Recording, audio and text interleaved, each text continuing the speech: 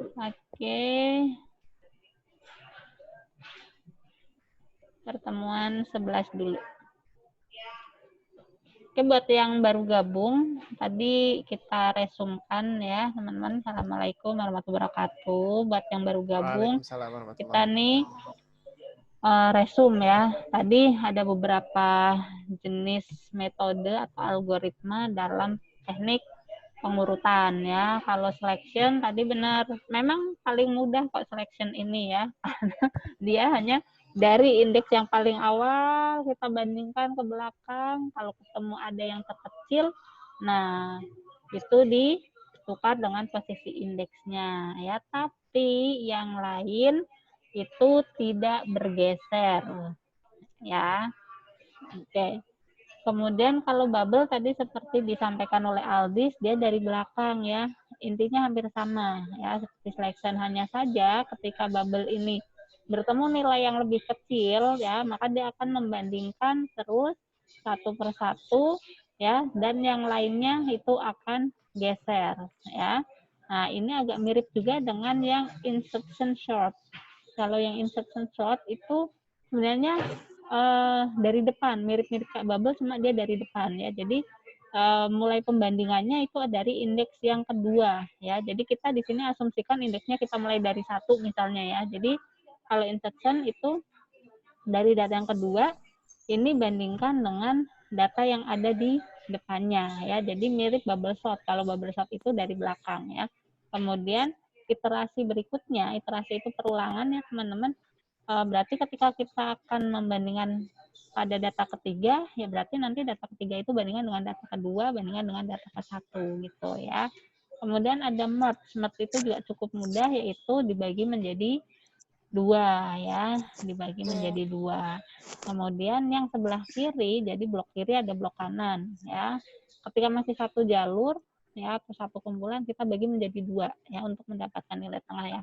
Sebelah kiri atau blok yang kiri itu selalu plus 1. Jadi kalau datanya kebetulan tidak bisa dibagi 2, maka yang sebelah kiri itu plus 1 gitu ya. Karena left indeksnya dan right indeksnya itu dibandingkan ya.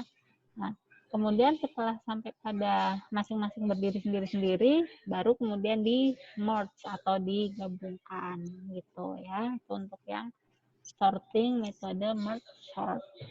Kemudian yang berikutnya apa tadi? Quick ya, yang agak susah lagi. Agak susah. Yang urutan mudah berikutnya ya, yaitu quick. Kalau quick gimana? Ini videonya udah pada pivot. Ada pivot. Iya, ada pivotnya. Cara penentuan pivotnya gimana? Indeks tengah. Boleh dari tengah, boleh dari depan, boleh dari belakang. Ya, intinya kalau quick itu gini teman-teman, kalian menentukan indeks ini, misal indeks yang di tengah ya. Nah, nanti yang di sebelah kiri dari pivot itu kalian cek ya, kalian bandingkan ya dengan si pivot itu. Kalau dia lebih besar dari pivot, maka data tersebut dipindah ke kanan. Tapi kalau dia lebih kecil dari pivot, dia tetap di situ. Gitu ya. Nah, penentuan pivot itu bebas ya, yang mana aja. Tapi kalau ibu biasanya lebih enak misalnya dari belakang, jadi ketahuan nih mana yang sudah jadi pivot untuk pembanding datanya gitu ya. Jadi kuncinya kalau quick itu cuma kalau yang sebelah kiri lebih kecil dari si pivotnya, kalau yang sebelah kanan itu adalah lebih besar dari pivotnya gitu ya. Itu kunci dari quick. Kemudian kalau hip sort gimana? Hip sort tuh yang ada cabang-cabang. Ya. Kalau hip sort itu intinya adalah kalian ada serunutan data nih.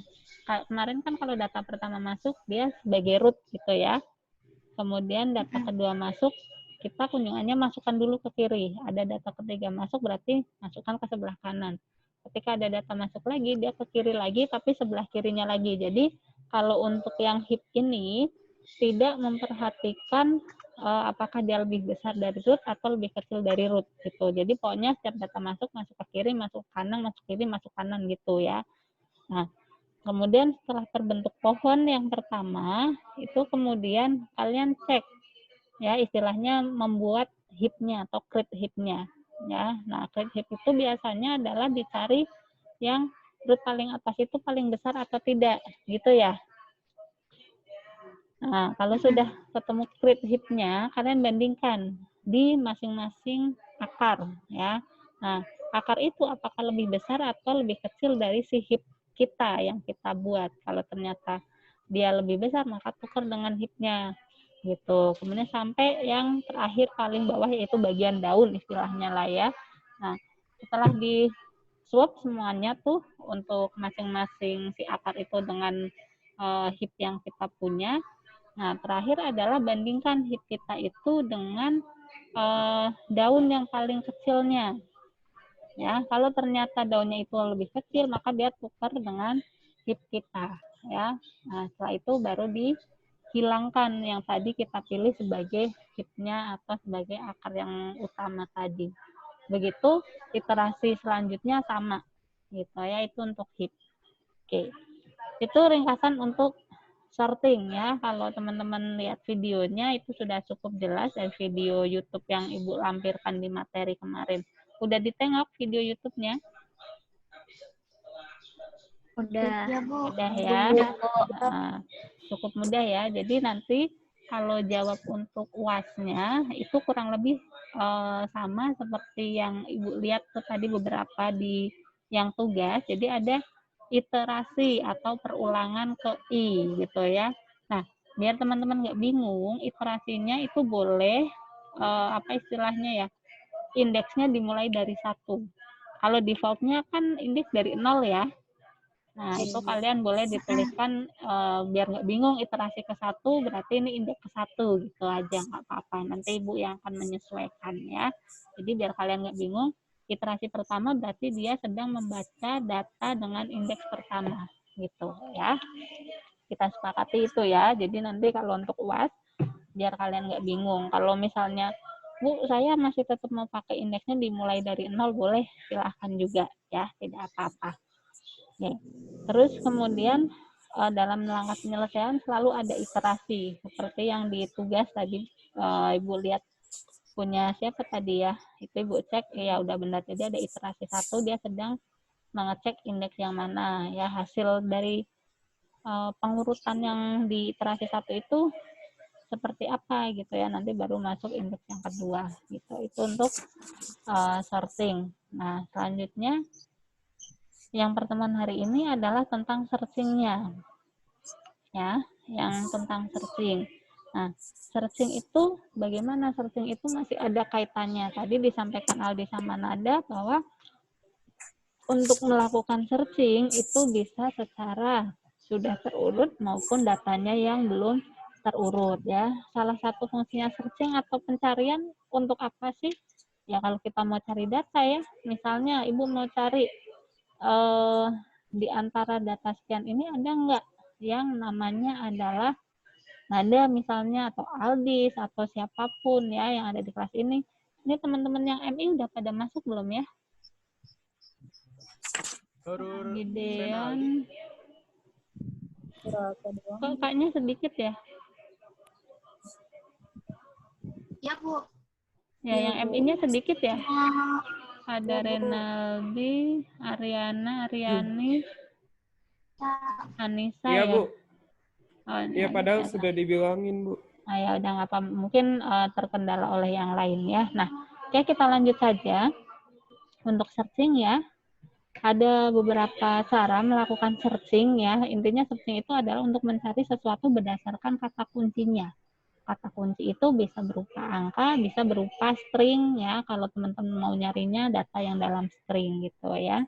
Nah, dalam pencarian bisa data yang sudah dalam bentuk terurut ataupun bisa data yang masih dalam keadaan acak ya. Nah, ketika dalam pencarian sebaiknya yang menjadi pertimbangan adalah kalau datanya sudah terurut, algoritmanya sebaiknya mencari yang menggunakan yang mana. Kalau datanya belum berurut, sebaiknya menggunakan algoritma yang mana gitu ya. Jadi supaya menghasilkan lebih optimal ya. Karena apa? Karena nanti dari hasil pencarian itu akan diperoleh adanya bahwa di sini data ditemukan atau datanya tidak ditemukan. Nah, data ditemukan dan tidak ditemukan tentu saja teman-teman udah tahu ya. Kalau kita nyari sesuatu dan ada di situ ya pasti akan ketemu meskipun jalannya muter-muter ya kan. Tapi kalau memang datanya tidak ada di situ ya pasti nggak akan ketemu biarpun sudah dicek one by one ya, satu persatu diselidiki gitu ya, dibuka-buka itu nggak ketemu orang datanya nggak ada di dalam kumpulan tersebut gitu ya. Jadi kemungkinan untuk hasil searching itu adalah datanya ditemukan atau datanya tidak ditemukan ya. Nah, ada yang istilahnya single match ya ataupun multiple match ya. Kalau single match misalnya, kebetulan di kelas ini namanya nggak ada yang sama ya. Apalagi NPM-nya ya kan. Single match itu berarti kemungkinan hasilnya hanya ada satu. Kalau multiple match itu kemungkinan yang hasil ditemukannya bisa lebih dari satu ya. Kalau single match contohnya NPM kan kalian nggak ada yang sama ya. Nah, berarti Ya, kalau Bu. Ibu mencari berdasarkan NPM pasti hasilnya hanya milik satu orang. Gitu ya. Tapi kalau multiple match berarti kemungkinan hasilnya lebih dari satu. Misal di kelas SI sama MI ini Ibu mencari berdasarkan nama. Nah, kalau ada namanya yang hampir-hampir sama ya, misalnya Dewi nih. Nah, Dewi Aryana sama Dewi Aryani. Kalau Ibu sebagai keywordnya itu hanya memasukkan Dewi, berarti akan menjadi multiple match karena ada dua, yaitu ada Dewi Aryana sama Dewi Aryani. Dan gitu. Dewi Aryani. Kemudian apalagi yang kira-kira multiple match coba? Yang nilai boleh. Nilainya yang bagaimana? Di atas rata-rata di atas 80. Oke, iya bisa ya. Jadi misalnya Ibu nyari keywordnya nilai, Ibu masukkan 80 ya, berarti bisa jadi yang memperoleh nilai 80 itu lebih dari satu orang ya. Oke, terus apalagi contoh yang lain selain untuk di kelas? Contoh single match sama multiple match. Gender, Bu. Gender boleh ya. Gendernya kenapa? Iya, kalau diketik laki-laki kan banyak yang muncul gitu, nggak cuma satu orang doang pasti. Iya, betul ya. Jadi misal nyari di kumpulan biodata ya, kita mau mencari atau memisahkan ya yang gendernya laki-laki ya, berarti pasti lebih dari satu ya, karena dalam kumpulan data itu hanya ada dua, laki-laki atau perempuan. Ya. Tengah-tengah nggak ada ya. Selain gender apalagi coba? Agama bisa ya, karena hanya ada beberapa ya. Atau mungkin ada lainnya gitu ya. Kalau agama biasanya kepercayaan gitu ya. Kepercayaan apa. Nah, jadi sudah cukup jelas ya yang dimaksud dengan single match dan multiple match. Match itu sebenarnya adopsi dari bahasa Inggris sih, matching ya kan. Matching itu apa sih kalau diterjemahkan ke kita? Apa ya, persamaan ya? Iya. Match, yang match. Iya kan ya? Persamaan apa sih, cocok ya? Iya, kecocokan ya.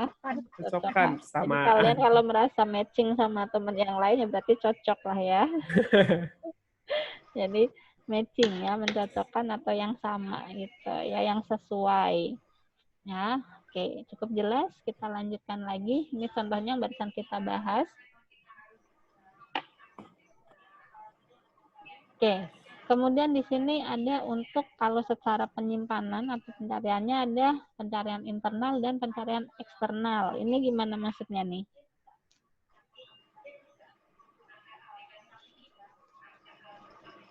Apa ini maksudnya pencarian internal dan eksternal?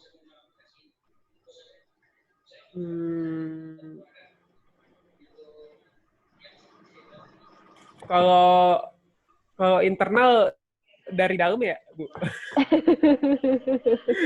Kalau komputer kan gitu, internal di dalam, eksternal di luar. Oh iya, betul ya. Iya.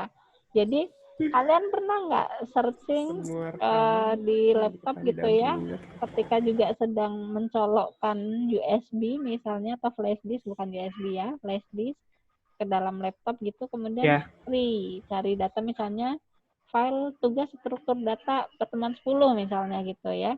Nah, ya kalau Bu. memang itu ada tersimpan di dalam laptop, maka dia akan mencari di laptop Ya, saja gitu. Tapi kalau misalnya kebetulan kalian juga memasukkan flash disk, maka dia juga akan mencari opsi eksternal searching-nya, yaitu di perangkat yang tidak tersimpan di dalam komputer, tapi di media penyimpanan luar ya. Ini hubungannya dengan yang, nah itu ya. Nah, hubungannya dengan cara pencarian ya.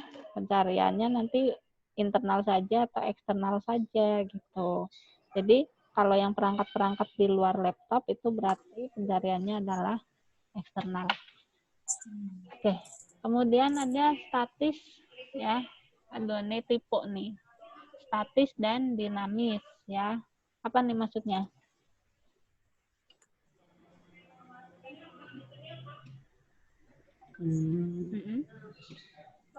Gimana ini? Pencarian yang statis dan dinamis.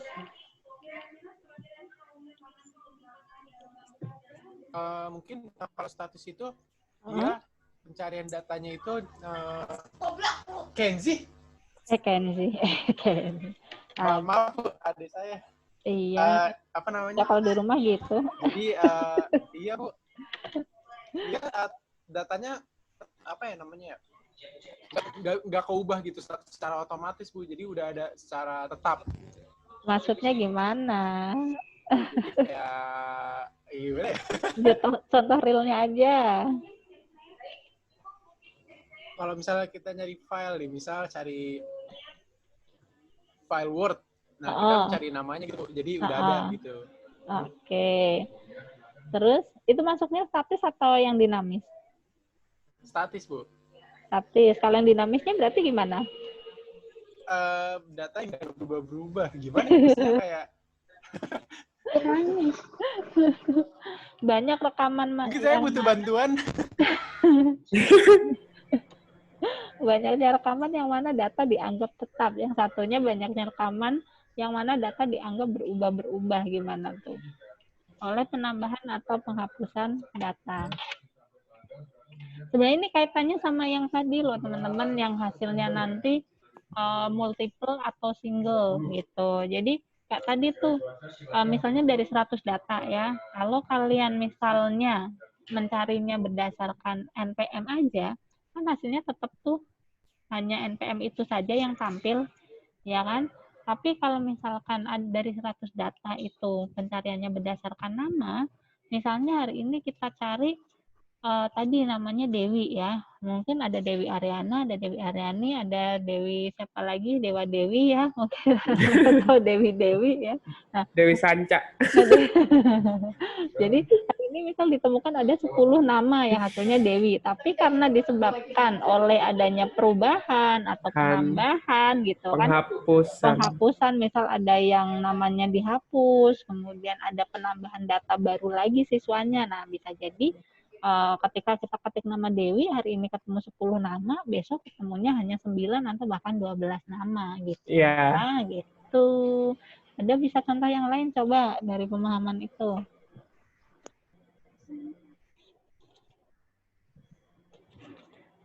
Mana yang mau ngasih contoh satu?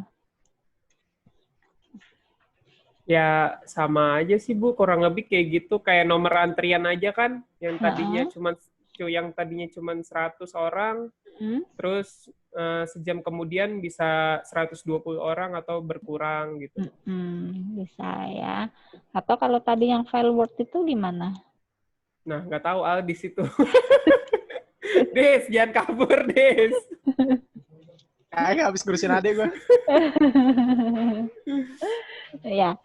Kalau file Word tadi gimana? File Word tadi biasanya lebih kepada pencarian yang dinamis ya, karena kan kita kalau nyari data di laptop ya, misalnya, biasanya kita ketik nama, misalnya tugas gitu kan, yang muncul bisa dalam bentuk Excel, bisa dalam bentuk Word, bisa dalam bentuk PDF dan lain-lain gitu ya. Jadi Kalau yang pencarian dinamis itu biasanya cenderung pada yang pencarian yang hasilnya adalah multiple gitu ya. Oke, nah ini inti pembelajaran kita sekarang, yaitu kita ada sequential search dan binary search. Yang tadi Ibu sampaikan tuh, bahwa masing-masing itu punya kelebihan dan kekurangannya. Jadi kalau kita punya data yang sudah terurut atau belum terurut, ya sebaiknya menggunakan teknik yang mana, metode yang mana gitu. Apakah pakai yang sekuensial atau pakai yang binary. Oh ya, karena masing-masing punya kelebihan dan kekurangan. Nah, kalau untuk yang sekuensial ini bisa dilakukan pada data yang masih acak. Ya. Ada data yang masih acak. Gimana di sini? Dinamis dong, Bu. Betul ya. Jadi pencarian datanya di sini secara urut, mulai dari data pertama sampai dengan data terakhir. Tentu ini nanti mempunyai kekurangan. Kira-kira kekurangannya apa? Ini belum Ibu share nih materinya.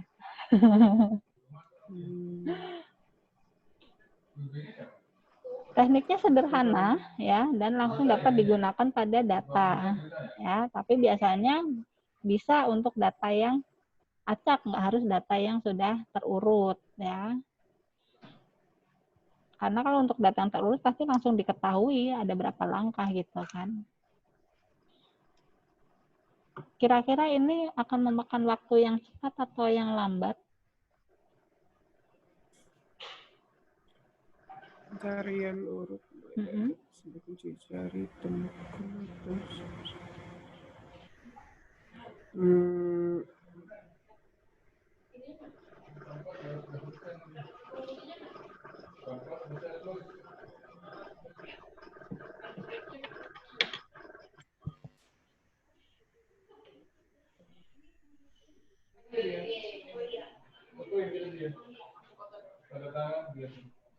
Mana ya?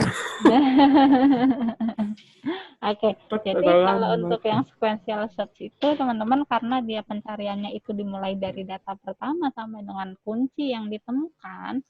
Misal nih kita punya di kelas itu kita punya berapa? Misal yang AMI ada 12 ya, yang S misalnya ada 20-an. Nah, kalau misalnya mau cari data pertama, kita ngurutnya dari data pertama ya. Misalnya mau cari Renaldi itu urutan absennya keberapa sih? Kamu urutan berapa, Re? Aku ke 11, Bu, kalau nggak salah. 11 kan. Nah, misalnya Ibu masukkan nih keywordnya Renaldi. Karena Renaldi itu ada di urutan ke-11 dari berapa? 14 ya? Iya, 14 sekitar sekarang. Gitu ya. Dari 14 berarti otomatis waktu yang dibutuhkan untuk mencari nama Renaldi itu kan kalau secara sekuensial harus dicek dari yang absen pertama. Ya, iya. Absen pertama nih, absen nomor urut pertama itu kita ibaratkan aja sebagai indeks ya. Ya, indeks pertama siapa absensinya? Siapa absen pertama ya? Amanda Hana ya? Amanda Hana kalau nggak salah. Amanda ya. Kalau misal kita urutkan berdasarkan alfabet ya, kan berarti Amanda dulu. Oh, nggak match nih. Ya kan nggak matching. Berarti dia akan literasi ke selanjutnya. Indeks kedua, yaitu nomor urut kedua siapa setelah Amanda, dan seterusnya sampai karena Renaldi itu ada di urutan 11, berarti kita perlu 11 langkah gitu ya. Literasi. Berarti posisinya ini menjadi kelemahan juga, yaitu dia kalau untuk data yang sudah terurut kita pakai sekuensial dan kebetulan yang dicari itu ada di terakhiran, maka akan ketemunya lama gitu ya. Lama ya. Karena kalau sekuensial itu harus dicek indeks 1, indeks 2, indeks 3 sesuai enggak dengan kunci yang kita cari. Itu ya kalau untuk sekuensial. Ya. Nih, dicek satu persatu setiap elemen, dicocokkan dengan kuncinya ya. Kemudian ini untuk algoritmanya ya, tadi dicek dulu pertama, kalau tidak sesuai maka dia lanjut ke berikutnya sampai dengan ditemukan. Tapi ternyata sampai data terakhir ya, di kelas absensi terakhir siapa? William, iya. William ya, misalnya sampai William ternyata nggak ketemu. Kok bisa kemungkinan nggak ketemu? Bisa, karena Renaldi itu kan tulisannya R-E-Y ya, kalau nggak salah ya. Apa I ya? N. Oh ya.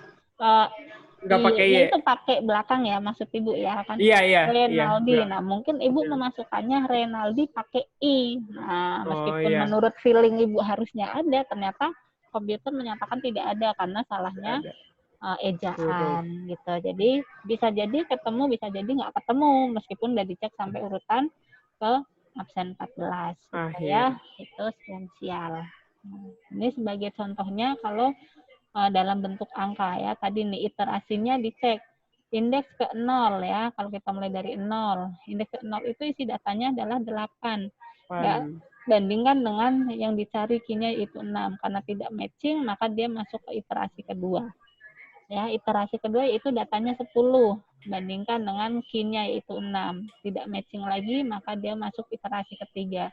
Kalau iterasi ketiga, datanya 6 gitu ya. Ternyata key-nya juga 6, maka ketemu output-nya adalah ada. Dia berada pada indeks kedua gitu ya. Kalau indeksnya dimulai dari 0 berarti indeks kedua. Kalau misalnya dicari sampai sini nggak ketemu ya, sampai indeks ke-7 nggak ada yang sesuai, misal nyarinya 61 kan nggak ada. Nah, berarti nanti output data tidak ditemukan. Ada. Ya, jadi ini adalah logika kalau kalian pencarian data nanti dalam membuat sebuah aplikasi gitu ya. Jadi dia akan membandingkan berdasarkan urutan sekuensial ataukah menggunakan binary atau yang acak. Nah, jadi dalam setiap pencarian itu untuk setiap kasus pasti akan ada kemungkinan terbaik dan kemungkinan terburuk ya. Kalau untuk kayak kasusnya Renaldi tadi, karena urutannya itu ada di 11 menggunakan searching, maka menjadi kemungkinan terburuk karena adanya di langkah yang paling ujung baru ketemu, ya kan? Tapi kalau nyarinya itu aman, ya, karena dia absensi pertama, pasti dia akan menjadi best case. Karena kebetulan adanya di urutan pertama, gitu ya. Jadi seperti itu. Jika ada yang dicari itu di indeks terdepan, maka waktu yang dibutuhkannya menjadi lebih minimal. Tapi cari itu indeksnya di terakhir, maka menjadi waktu maksimal. Paling sangat lama. Itu kalau datanya 14. Bayangkan kalau datanya ada ratusan juta gitu. Jadi kesimpulannya sequential searching ini tidak cocok untuk kalau datanya ada banyak. Oh ya. Karena kita nggak tahu kan posisi data itu ada di mana yang dicari gitu ya. Oke, kita lanjutkan ya. Paham yang ini? Ya, dia akan menjadi kasus best case apabila yang dicari di awal, dia akan menjadi worst case apabila yang dicari di akhir. Oke, ini contoh juga sama, teman-teman nanti bisa mencermati. Ini sama seperti tadi yang dibahas. Nah, kemudian ada istilahnya binary search ya. Nah, binary search ini lebih cocok kalau untuk data yang jumlahnya banyak karena algoritmanya kurang lebih seperti tadi yang kalau sorting apa ya? Kalau yang pengurutan yang menggunakan nilai tengah juga apa tadi? Yang dibagi dua gitu? Merge. Ya, merge ya, yang merge yang dibagi-bagi kemudian digabungkan lagi ya. Nah, binary ini juga sama ya. Nah, dalam kemungkinan binary ini ada 3 kemungkinan, yaitu dia bisa jadi data yang dicari itu adanya di sebelah kirinya ya, atau di bagian depan, atau bisa juga sama dengan yang posisi dicari, atau bisa juga ada di sebelah kanannya ya. Kalau di sebelah kanan itu berarti di blok yang sesudah pencariannya ya. Jadi kalau binary itu ada 3 kemungkinan. Oke, cara nyarinya gimana? Cara nyarinya untuk mencari posisi tengah itu adalah posisi awal ditambah posisi akhir div 2. Div ya, bukan dibagi. Kalau div berarti gimana? Halo?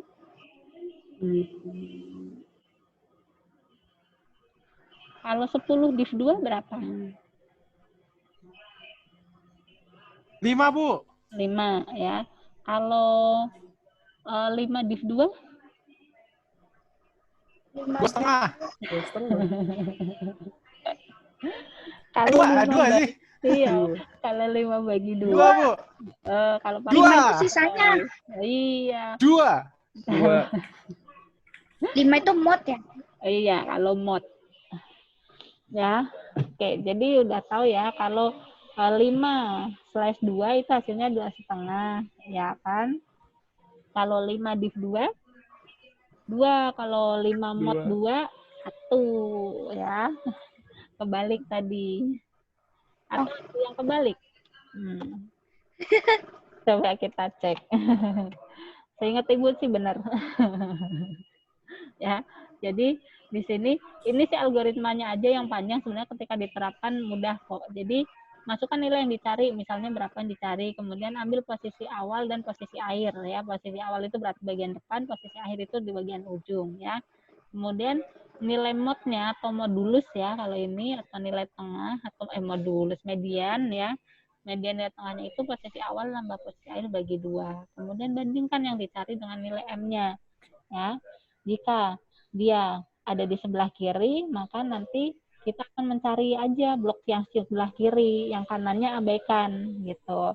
Kalau ternyata yang dicari itu ada di blok sebelah kanan, maka abaikan yang sebelah kiri. Maka kita bagi lagi yang posisi sebelah kanan itu menjadi 2. Nanti posisi kanan lagi bagi 2 gitu. Jadi binary searching ini mirip seperti merge ya.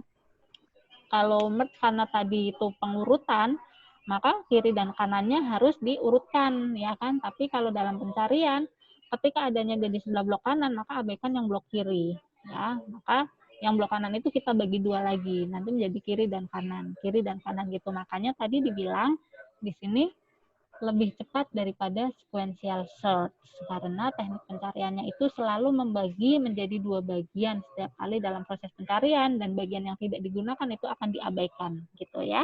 Kita coba lihat. Nah, ini sama.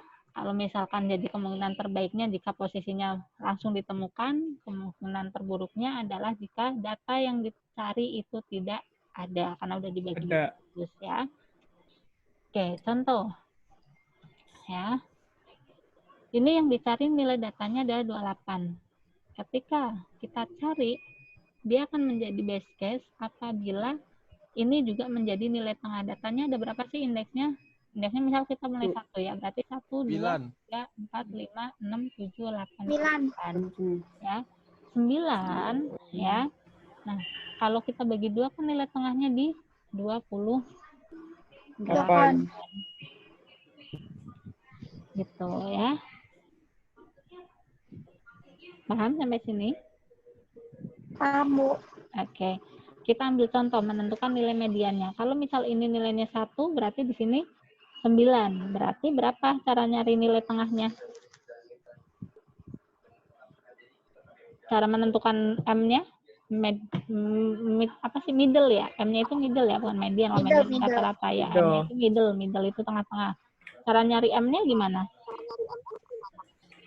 Asumsikan ini dari indeksnya 1, berarti 1, 2, 3, 4, 5, 6, 7, 8, 9. Gimana cara nyari M-nya? Rumusnya apa tadi?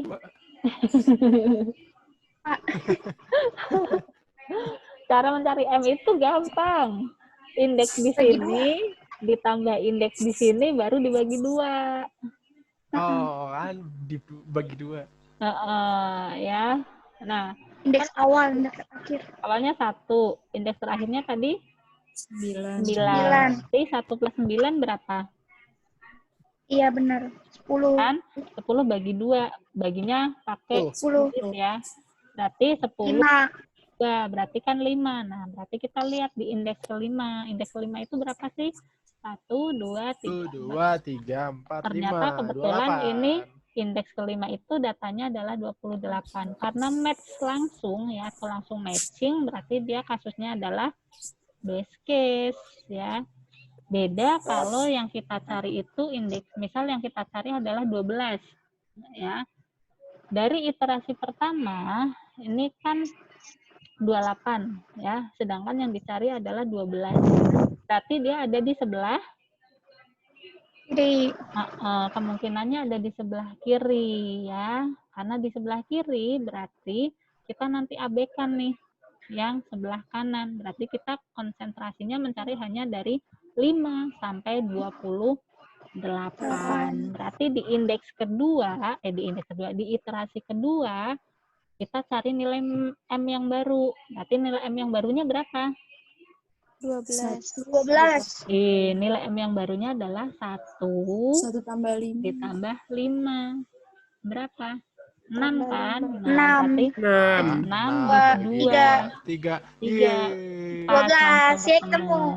Gitu ya. Kalau kita ambil contoh kasus lain, ya, misalnya kita mau mencarinya 31. Ya, berarti iterasinya pasti lebih dari 1 kali. Ya, kita cari iterasi yang pertama. Kita udah tahu ya. Detik lagi selesai, Bu. Iya, nggak apa-apa. Masih 1 menit ya. Jadi iterasi pertama M-nya itu adalah 28 dan yang kita cari ternyata 31. Ya kan, berarti ada di sebelah kanan. Berarti di iterasi kedua ini diabaikan yang 5 sampai 22. Nah, di iterasi kedua